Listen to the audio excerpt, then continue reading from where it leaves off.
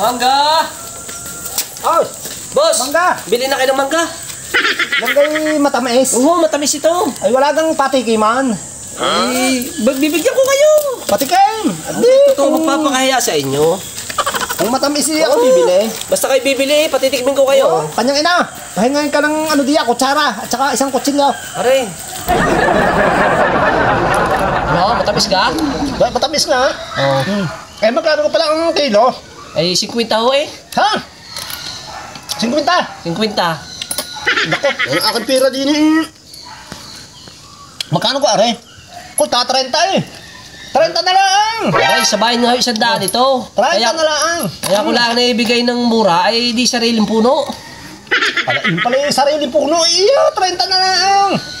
Ay, meron ako din yung tigna 30, ay di kanya lang maliit-liit. Aring nasa ilalim.